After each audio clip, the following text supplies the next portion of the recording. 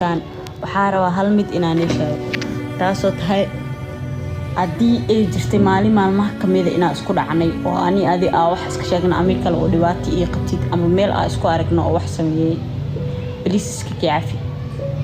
adduunka inta la saarnaa wax yar waaye allaha u naxariistay waxaa goordhow magaalada caasimadda ee Muqdisho ku geeriyootay Steel Xooshay oo ka mid ahayd gabdhaha caanka ka aalada TikTok-ga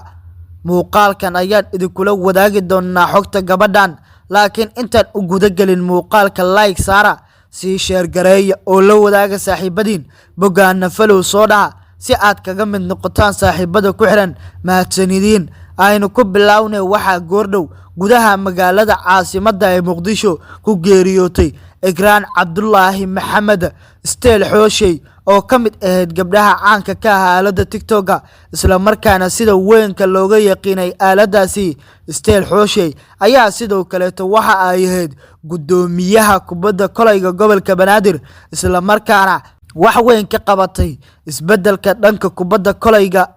gobolka Banaadir Steel Xooshay ayaana ahayd gabar sports ah sidoo kale tana gabar wanaagsan kuna wanaagsan dhanka iyo bulshada la dhaqankeeda sida ay tilmaameen dad yaqaanay Steel Xooshay isla markaana muddooyinkii ugu dambeeyay la socday xaaladeeda Steel Xooshay iyo la dhaqanka dhanka bulshada ay ku dhaxleedahay Steel Xooshay sidoo kale waxa ay ahayd gabar sports ah oo dhanka sportska isbeddello kala duwan ka sameysay waxa ayna ahayd haatan gudoomiyaha kubadda kolayga gobolka Banaadir Allah u naxariistay Steel Xooshay ayaa waxa la dhigay isbitaalka Digfaar ee gudaha magaalada caasimadda ee Muqdisho taa oo lagu dabiibayay xaaladeeda caafimaad kadib markii uu ku soo booday xanuun sida xoguhu ay tilmaamayaan Steel Xooshay ayaana ku geeriyootay Allah u naxariistay gudaha isbitaal Digfaar ee magaalada caasimadda ee Muqdisho sidoo kale waxa ay dhawaan ay baahisay muuqaal u muuqday